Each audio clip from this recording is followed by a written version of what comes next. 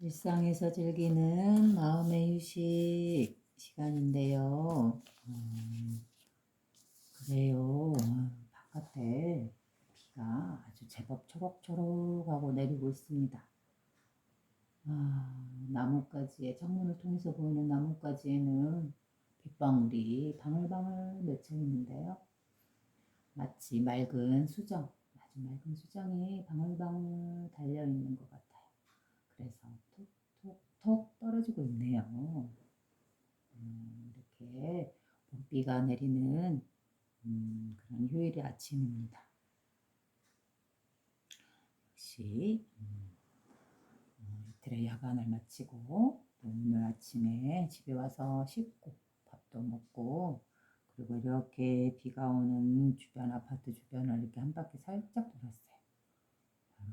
우리 바로 여기 옆 주변에 우리 동네 주변만 이렇게 돌았는데요. 아파트 안에 역시 그곳에는 봄이라 그런지 목련이 피어서 후두후두 지고 있고요. 또 옆에는 동백이, 빨간 동백이 피고 지고 있고 빗물 속에서 톡톡톡톡 떨어지면서 아주 예쁘고 그런 멋진 모습을 보여주고 있더라고요.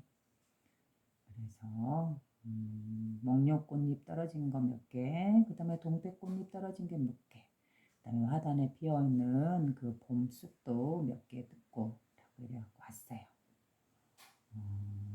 그 동백꽃을 씻어서 물에 씻어서 이렇게 찬물로 만들었더니 뜨거운 물을 부어서 만들었더니 보일지 모르겠어요. 약간 핑크빛에 연한 분홍빛에 차색이 보이죠. 동백꽃을 제가 예전에 이제 꽃차 종류에 관심 있어서 이렇게 꽃차 먹고 싶다 했는데 이제 동백꽃잎을 한번 먹어보면 어떨까 그런 생각을 들어서 아기처럼 호기심에 이렇게 행동을 하고 그다음에 검색을 한번 해봤어요 인터넷에. 그랬더니 오, 그 우리나라의 초이선사라고 해서 그 다 차에 대해서 이렇게 차선, 다선 이렇게 이런 걸 많이 알려져 있는 스님인데요.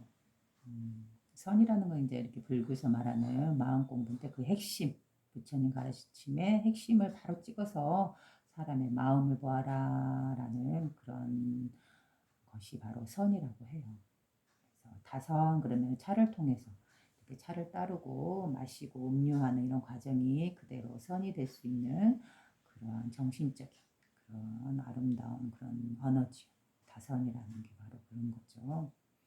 그래서 이렇게 예, 역사 이야기를 보면 초이선사와 그다음에 우리 그 다산의 정약용이라는 분이 계셨잖아요. 다산 정약용 그분과 서로 이렇게 소통이 있었어요. 처음에 다산 정약용은 그 전에 미리서 해장이라는 스님과 교우가 있었죠. 유배지에 막 도착해서 가장 힘들 때 시점에 맨 처음 만난 분이 바로 해장이에요. 해장 스님이라고 이분과 서로 만나서 서로 공부에 대해서 다산 유학자 입장에서 한 공부 그 다음에 해장 스님께서는 또 불교적인 입장에서 자신이 한 공부를 서로 아주 우연히 만나게 되어서 그래가지고 그 절을 찾아갔겠죠. 다산 정약용 스님께서. 그래서 찾아가서 그분과 아주 자연스럽게 서로 조우를 하죠. 만나서 서로가 서로 배운 공부를 이야기를 나누었고 거기에서 서로 아주 서로 소통되고 관통되는 그런 아주 좋은 그런 점을 발견해서 서로가 서로를 위한 공부를 위한 그런 만남을 많이 가지셨던 것 같아요. 이야기들을 이렇게 검색해 보면 인터넷에서. 그래서 다산과 그 다음에 그 해장 스님에게는 또 이렇게 다산 스님께서 또 별도의 이름을 붙여주셨어요. 서로 친분이 생기면서 아함이라는 그런 호를 만들어 주셨는데 아함이라는 거는 아기와 같다, 아기와 같은 그런 순수한 마음을 가져라. 이런 뜻에서 이제 아함이라는 이름도 지어주셨대요. 그래서 아함은 일단 놔두고 원래 그분의 이름 본명인 해장 스님과 다산 정약용 선생님은 서로 만나서 이렇게 마음 공부와 관련돼서 불교적인 해석과 유교적인 해석 이런 것들을 통틀어서 서로 이야기를 나누면서 차를 많이 마셨다고 해요. 그래서 정약용 선생님은 그 해장 스님한테 차를 구걸하는 그런 시도 많이 남겼다지요. 두 분이 서로 만나서 때로는 그 해장 스님이 계시는 거기 다산초당에 있는 곳에 그 부근에 있는 그 절이 이름이 생각이 안 나네요. 초당에 가까이 있는 그 절, 거기에 이제 해장 스님이 계셨고 또 그 부근 왔다 갔다 다산초당과 그 절과 가서 서로 왔다 갔다 하면서 두 분이 한 장소에서 절에서도 만나시고 다산초당에서도 만나시고 그러면서 이 차를 즐겨 마시면서 아주 신선과 같은 그런 좋은 시간도 보냈던 그런 기록도 있어요. 물론 또 차만 마신 것도 아니고 때로는 다산 스님께서는 아니 다산 정약용 선생님께서는 또 술도 즐겨 하셨다지요. 가지고 이렇게 그런 이야기도 있고 차 마신 이야기도 있고 그럽니다. 그래서 언젠가 모르게 저도 옛날부터 뭐 차를 즐겼던 사람도 아닌데 어느 순간에선거부터인가 이렇게 마음 공부를 하면서부터 조금씩 자연스럽게 차와 이렇게 연관이 되어지는 것 같아요. 그래서 차에 관심을 갖고 있던 차에 또 이렇게 자연을 보면 아름다운 꽃들이 있잖아요. 이 꽃들을 보면서 색색의 그 꽃들을 보면 그 색깔만이 가지는 특유의 에너지가 있는 것 같아요. 노란색은 노란 꽃의 에너지, 빨간 꽃은 빨간 꽃의 에너지, 다양한 색깔의 꽃이 있는 것 같아요. 그래서 꽃차를 마신다는 건 어떻게 보면 그 색의 에너지, 빛깔의 에너지를 내가 먹는 것 같아요. 그래서 그 빛의 에너지, 빛깔의 에너지로 인해서 내 몸이 건강해지고 아름다워지는 그런 느낌이 들어요. 그래서 이 동백꽃을 실제로 초이선사께서도 그걸 달여서 마셨대요. 다산 선생님은 녹차가 그때 그 다산 지역이 다산이라는 호도 바로 차가 많이 나는 산이다 그래서 만덕산이 바로 차가 나는 곳이었어요. 녹차가 그래서 이렇게 차를 즐겨 마셨고 녹차를 또 역시나 그분과 교우 관계에 있었던 초이선사도 정약용 선생님과 만나면서 또 이런 서로 차 문화와 관련돼서 주고받는 그런 영향력이 분명히 있었을 거예요. 왜냐하면 다산 선생님도 차를 즐겨 하셨고 해장 스님과 또 조의선사도 역시도 그 조의선사 일대기를 보면 또 그분도 차를 많이 사랑하고 다산이라는 말을 남길 정도면은 얼마나 차를 사랑했는지도 그렇게 알 수 있겠죠. 그래서 조혜선사가 마셨다는 그 동백꽃차도 이미 그분께서 마셨더라고요. 저는 그냥 재미삼아 호기심 삼아 시도해서 마시고 검색을 해봤을 뿐인데 그래서 하고 이제 그 동백꽃의 효능을 봤더니 바로 약간 그 동백꽃에는 우리가 카페인이라고 하는 그런 성분이 좀 있나 봐요. 그래서 아무래도 정신과 마음을 맑게 해주는 그런 기능이 있지 않았나. 카페인이 아마 녹차에도 있어요. 그래서 녹차도 차로 해서 마시는 이유가 바로 이렇게 좀 흐릿해질 수 있는 그런 마음이나 정신을 좀 또렷하게 각성시켜주고 깨끗하게 맑게 해주는 그런 기능이 있었던 것 같아요. 그래서 이 차 속에는 녹차나 동백꽃잎 차 속에는 카페인 성분과 같은 유사한 성분이 있어서 이게 정신이 혼미해지거나 혼침해지는 걸 좀 각성시키고 맑게 깨워주는 그런 효과가 있었던 것 같아요. 그래서 몸을 많이 움직이지 않는 학자라든가 스님이라든가 이런 분들한테는 어때요? 이렇게 좀 피곤으로 인해서 움직이지 않음으로 인해서 이렇게 맑아지지 않을 수 있는 정신을 이렇게 좀 맑게 깨워주는 그런 기능이 있었던 것 같아요. 그래서 차를 그렇게 즐겨 마시지 않았나. 물론 그런 효능적인 면도 있지만 그것보다 다 뛰어나는 건 바로 마음. 이 마음을 아름답게 갖고 가는 그런 효과가 더 주가 되었겠지요. 그래서 오늘은 이렇게 차 이야기를 하면서 이야기를 시작하네요. 그래서 제가 이렇게 빨간 동백 꽃잎을 넣었어요. 분명히 아주 붉은색을 넣었는데 지금 어떤 색으로 변했나 보실래요? 약간 보랏빛이 나죠. 그죠? 빨간색, 진한 빨강이었는데 보랏빛으로 변했어요.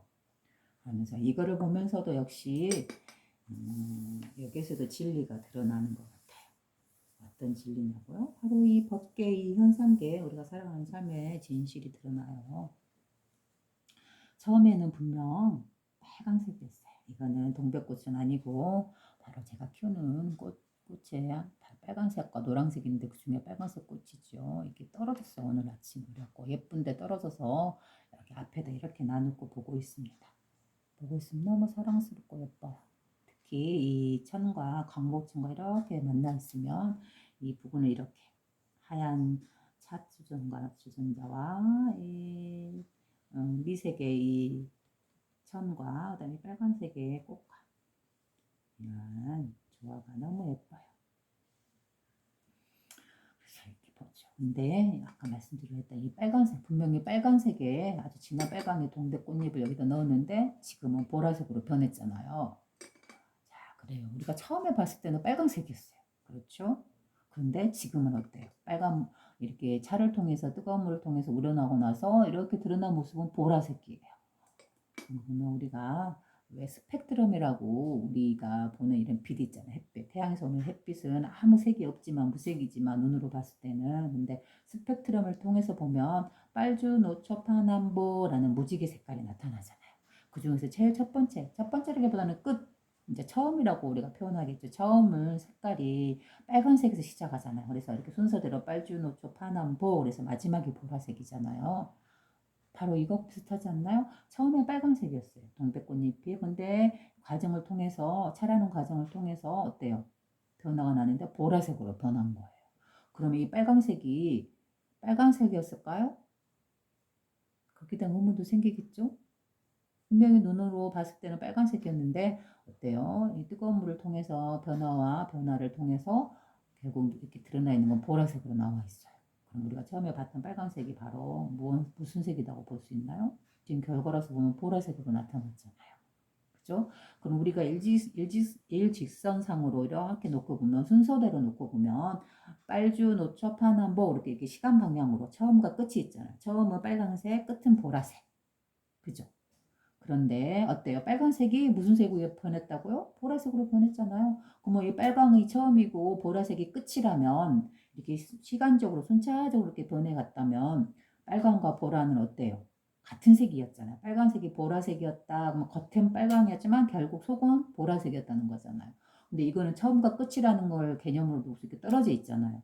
그런데 진실은 어때? 진실한 모습은 이거는 동그랗게 일직선이 다시 동그랗게 말아보세요. 동그란 원으로 만나면 어때요? 처음과 끝이 이렇게 빨간과 보라가 끝과 끝 양쪽이 있지만 이게 이렇게 동그랗게 만나면 어때요? 한 곳에서 만나지요. 빨간색이 바로 옆에가 보라색이 되겠죠.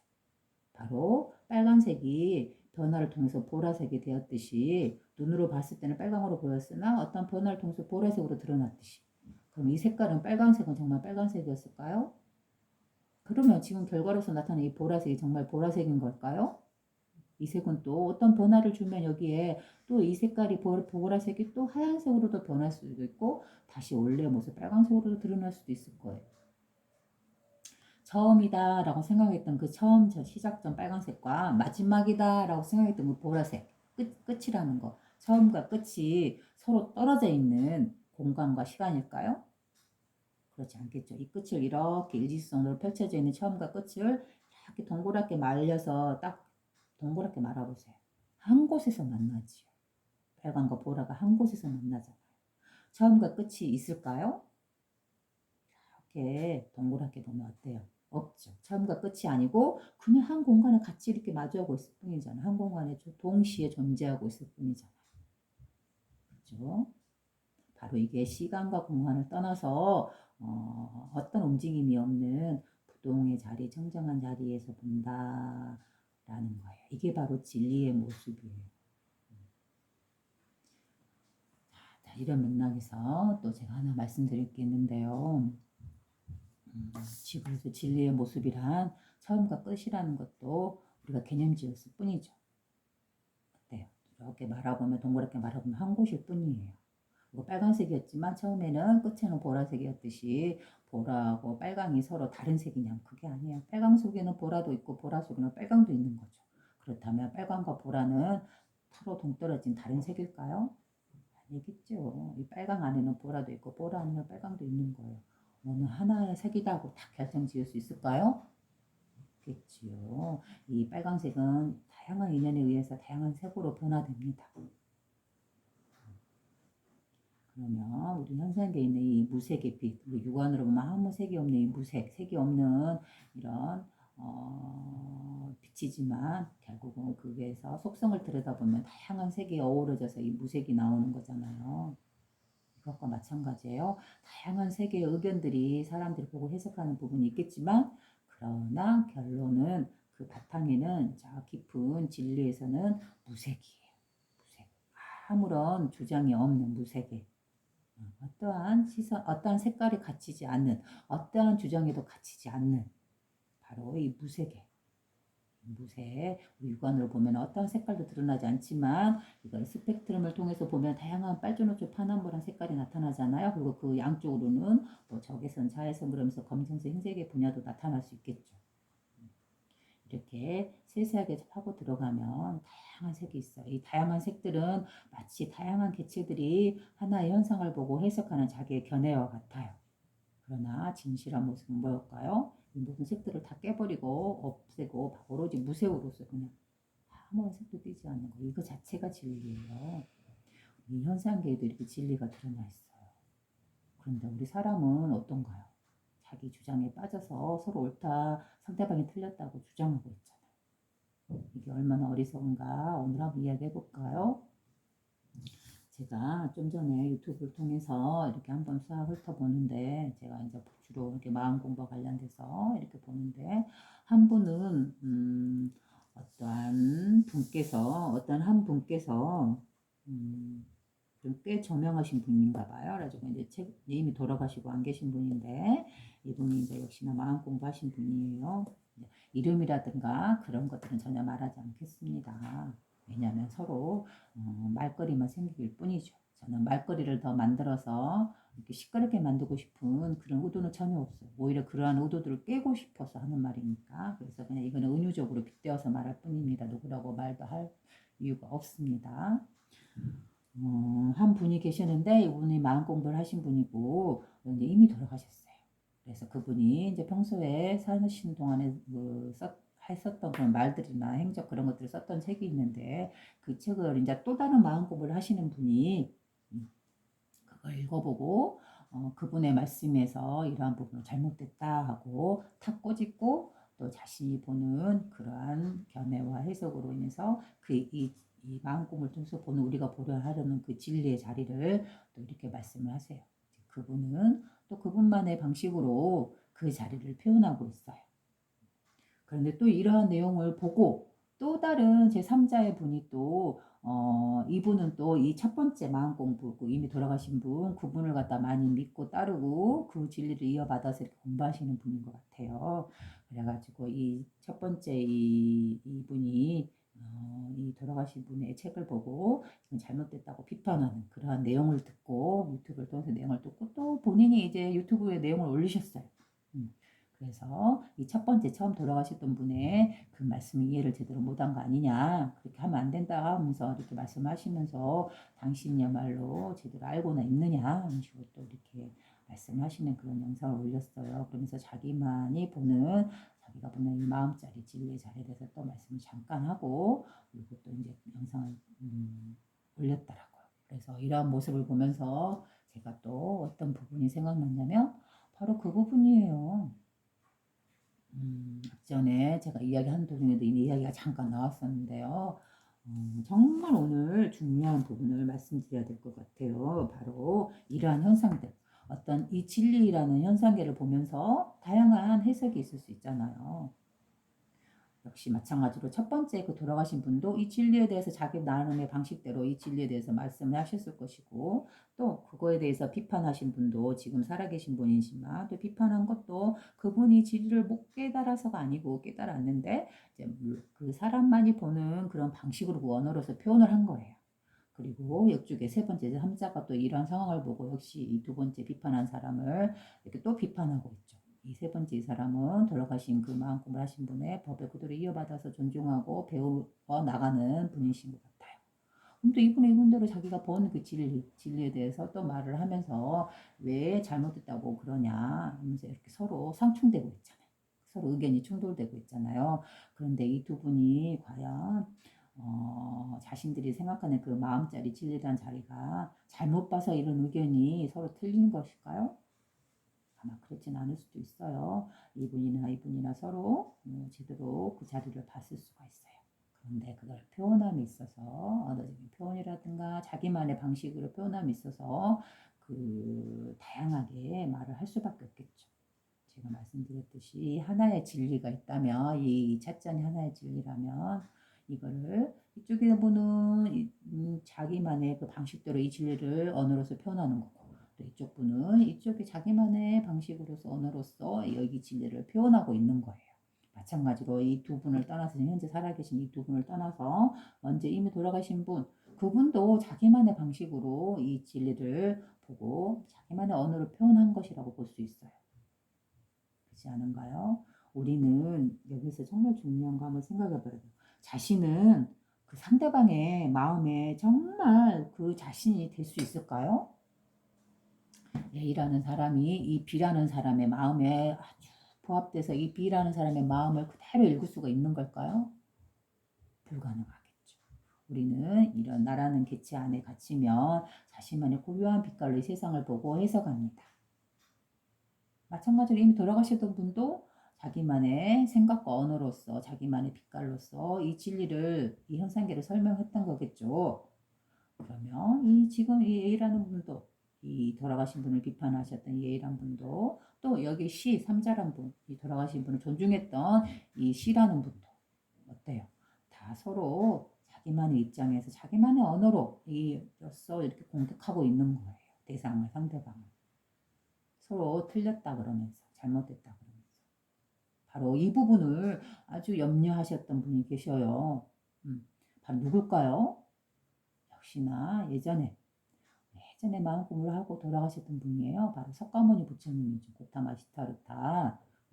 그분이 정말로 가장 염려하고 고민했던 부분이 바로 이런 현상을 염려하고 고민하셨던 분 중에 한 분이세요. 어떤 면이냐면은 그 스타니파타에서 그런 내용이 있어요.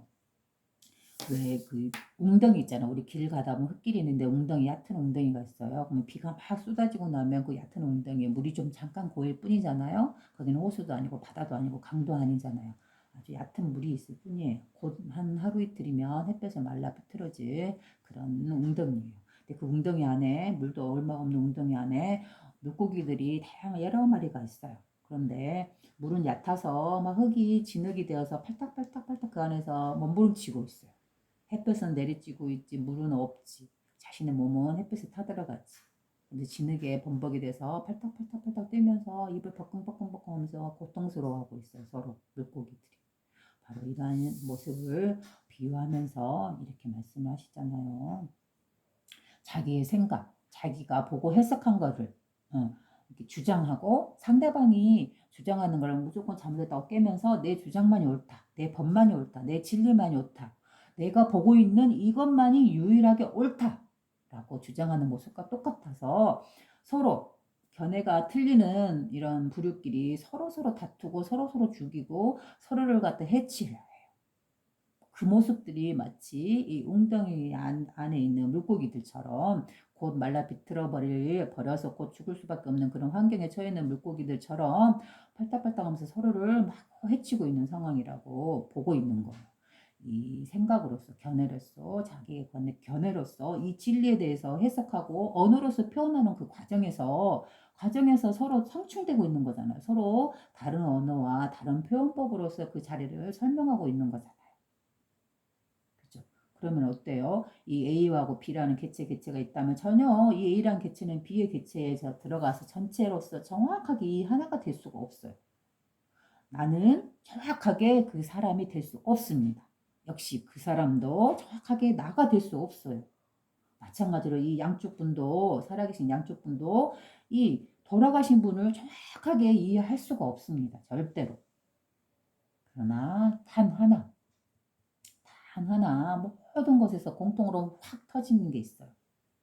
그 모든 그 모든 주장들을 오로지 부숴버리고 옳다 맞다를 부숴버리고 정확하게 하나로서 오롯이 올라올 수 있는 것. 그게 바로 진리의 모습이에요. 그 진리의 모습에는 어때요? 어떠한 옳고 그름이 올 수 있을까요? 없습니다. 옳다 그르다는 개념 자체가 없습니다. 없어요. 그런데 그게 정말로 재미있고도 우스운 이야기가 바로 이 진리의 모습은 우리가 살아가는 이 일상의 모습과 평범해요. 너무나 평범하고 똑같아요. 그래서 이거를 우리가 살아가는 삶 자체이기 때문에 여기에 대해서 뭐 법이 있네, 도가 있네, 진리가 있네, 또 너 진리가 옳았네, 내 진리가 옳았네 하면서 이렇게 싸울 만한 그 무엇이 있는 게 아니에요. 아무것도 없어요. 정말로 이 현상계를, 이 진리, 이 삶을 살아가는 거, 이 모습 자체가 진리인 거지, 이 삶 속에는 어떠한 법이란 언어가 들어올 수 없습니다. 어떠한 주장도 올 수가 없고, 어떠한 해석도 올 수가 없어요. 오로지 깨끗하고 깨끗할 뿐입니다. 그래서 이 자리를 그 무엇으로도 이름할 수 없다라고 노자가 말했잖아요.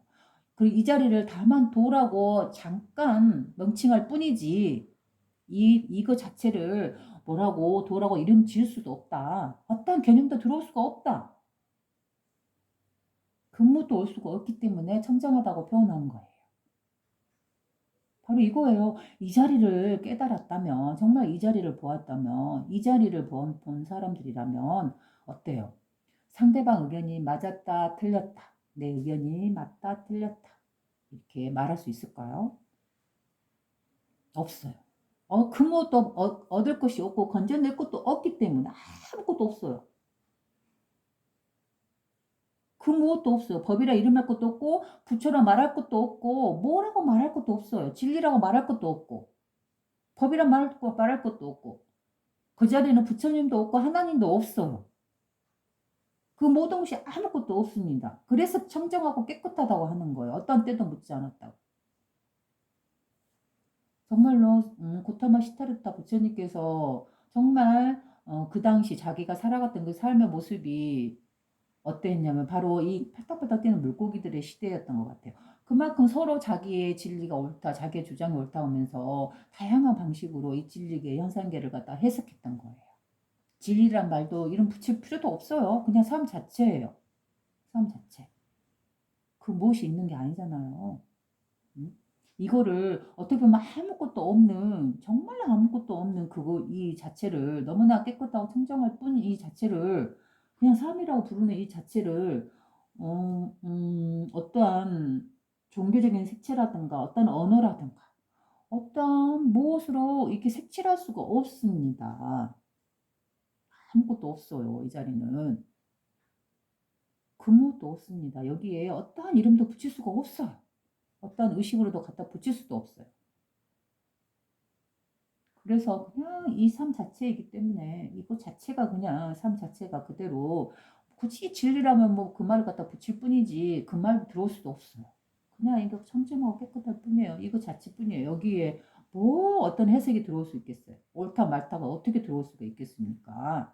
이 자리를 정말로 정확하게 보신 분이라면 저 사람이 나의 생각과 다른 말을 할 때에는 그 사람은 그 사람의 유일하게 그 자신만 개체만으로서 빛나는 그 개성과 그런 언어적인 표현을 사용해서 이 자리를 표현하고 있다라고 볼 뿐이지.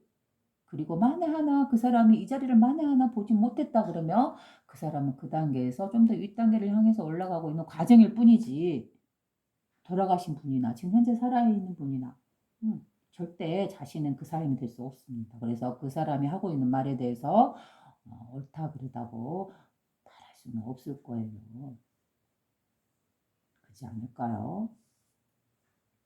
그 무엇도 내세울 게 없습니다. 아무것도 없습니다. 그렇기 때문에 어떠한 주장을 내세우면서 저 사람은 잘못했다라고 말하는 것부터가 그게 정말로 이 자리를 보지 못한 안목일 수도 있습니다. 자, 이건 어디까지나 제 개인적인 생각이기 때문에 이렇게 말씀을 하시는 분들을 뭐 잘못됐다라고 말하는 게 아니에요. 누구나 나도 나라는 개체 안에 갇혀서 이 현상계를 뭐 굳이 삶이라고 표현하지만 진리라고 표현할 것도 없어요. 그냥 삶이지만 일상적인 삶이지만 이 삶을 보는 안목이 나도 나라는 개체 안에 갇혀서 나만의 언어를 활용해서 나만의 특유한 언어로서 이걸 표현하고 있어요. 마찬가지로 모두 사람들이 그랬고 역시나 죽었던 돌아가셨던 분들도 마찬가지일 거예요. 이 자리에 대해서 확실하게 아셨든 아니면 계속 그림자 보듯이 선명하지 못하게 보았던 그게 그렇게 중요하다고 보진 않아요. 어차피 우리가 쓰고 있는 이 마음 자체가 그대로 진리라는 그런 법이라는 것이 그걸 활용해서 우리 마음이 존재하고 있고 우리 마음을 쓰고 있기 때문에 어디 이 마음을 가지고 뭐 법이네 진리네 맞네 틀리네 말할 게 있나요? 그럴 건덕지가 있습니까? 마음은 마음일 뿐이고 삶은 삶일 뿐이고 그냥 평범할 뿐이지 이러한 삶을 아무것도 없는 그런 삶을 보고 옳다 그르다고 다투는 건 정말 옳지 않아요.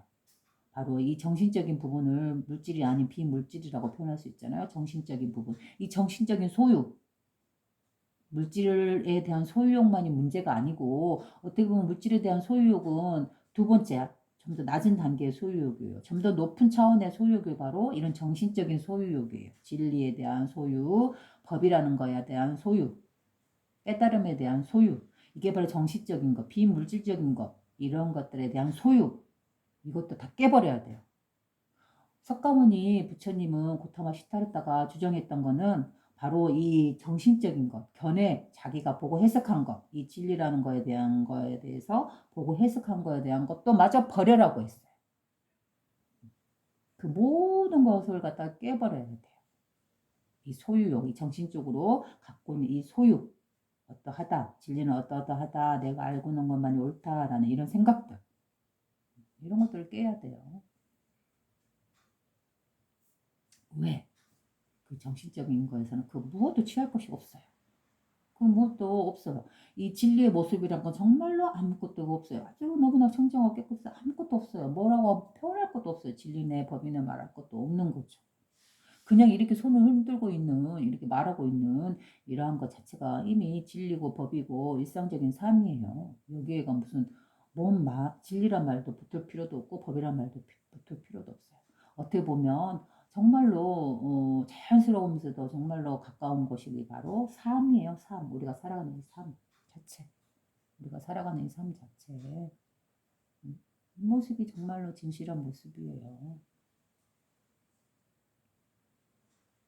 그래서 정말로 덜 오염되고 덜 정신적으로 어떤 소유가 붙지 않는 그런 언어가 바로 삶이라는 언어고 어떻게 보면 또 마음이라는 언어일 수 있을 거예요. 왜냐하면 마음은 우리는 누구나 갖고 있고 누구나 쓰고 있고 너무나 흔하고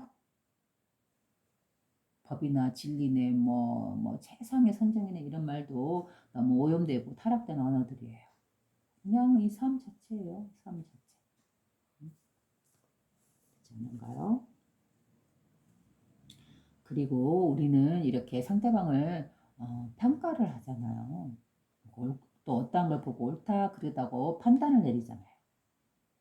그 기준이라는 거, 평가 기준, 판단 기준은 어디에 있는 걸까요? 봐요. 우리가 이 세상을 살아간다 보면은 어때요? 이 찻잔을 보는 앞전에도 말했듯이 찻잔을 보는 시선은 다양하다 그랬잖아요. 보는 방향에 따라서 자기 입장에 따라서 다양한 해석이 있다 했잖아요. 현상에는 이 삶이라는 건 이 단지 이 모습을 이대로일 뿐인데 이걸 보고 해석하는 것은 이 사람의 숫자만큼 우리 지구상에 살아가는 몇십억의 인구만큼 그만한 다양한 눈으로 이 현상을 자신의 삶을 바라보고 있잖아요.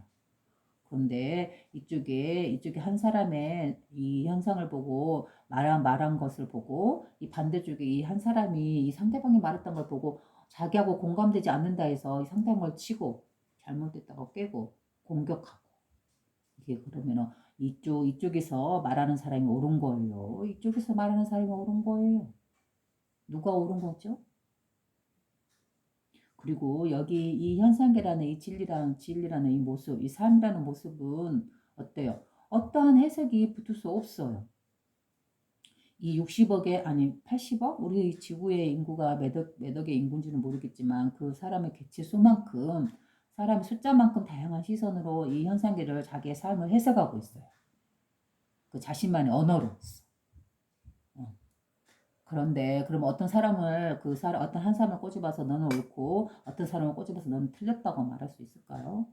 이 말하고 있는 그 자신부터가 이미 자신이란 개체로서 이 현상계를 자신만의 특유한 개체 안에 갇혀서 해석하고 바라보고 상대방을 보고 있고 다른 사람들의 그 말을 해석하고 있는데 어떻게 그 사람이 옳다 틀리다고 말할 수 있어요? 그 판단의 기준은 어디에 있어요? 바로 자기 자신밖에 오직 자신 한 사람의 생각과 해석으로서 그걸 판단하고 이게 옳다 그르다고 결정짓고 있잖아요. 그러니 이 지구의 그 많은 사람의 숫자만큼 이 세상을 진리를 보는 눈이 그만큼 다양할 텐데 보고 해석하는 언어도 다양하고 느끼고 받아들이는 것도 다양할 텐데 이 현상계를 어떻게 한 사람의 말을 듣고 이 B라는 사람이 A 틀렸다, B 틀렸다, C 틀렸다, D가 맞았다 이렇게 말할 수 있어요. 정말 그거는 어리석은 생각이겠죠. 이 현상계는 어떤 해석이 붙을 수 없습니다. 어떤 해석이 붙을 수 없어요. 뭔가 해석이 붙었다면 그건 잘못된 거예요. 왜? 그거는 나라는 개체로서 이거를 보고 해석해서 언어로서 표현한 것이에요. 이 도자리, 진리 자리는 언어가 들어올 수 있는 자리인가요? 아니잖아요. 그렇기 때문에 이 현상의 자체는 어떤 말로도 표현할 수 없고 누가 말한 걸 옳다 틀리다고 말할 수도 없어요. 이 진리의 눈에서 어떤 때도 묻지 않은 진리의 눈에서 보면 어떠한 존재도 맞다 틀리다고 말하는 것 자체가 어떻게 보면은 어울리지 않아요. 왜? 왜 그럴까요? 진리라는 것 자체, 그거 자체가 법이라는 것 자체가 없어요. 없다고요. 이 말을 해석을 잘 하셔야 돼요. 이 진리의 눈으로 보면 어떠한 뭐 하나 지을 수 있는 그 무엇 어떠한 이론도 없고 어떠한 논문적인 그런 이론도 없고 어떠한 지식적인 그 무엇도 얻을 수 없어요. 그래서 무소유대 정신적으로서 비물질로서 정신적으로서 어떠한 가치도 얻을 수 있는 것이 없다. 이게 진리의 모습이에요. 현실이라는 삶이라는 것이 더 정확하게 간다면 그 무엇도 얻을 것이 없는 그런 거기 때문에 그런 청정한 의식이기 때문에 거기에서 어떻게 그 무엇 하나도 우리가 옳다라는 기준을 내세울 수 있는 그 무엇도 없어요. 이게. 그래서 금강경에는 무등무설이라고 했어요. 얻을 것이 없기 때문에 말할 것도 없다. 그리고 이 자리를 노자는 잠시 잠깐 이름 지을 뿐, 잠깐 내가 표현하기 위해서 그냥 도라는 이름을 잠깐 지어줄 뿐, 이 자리는 도라는 이름 자체도 들어올 수 없는 자리다.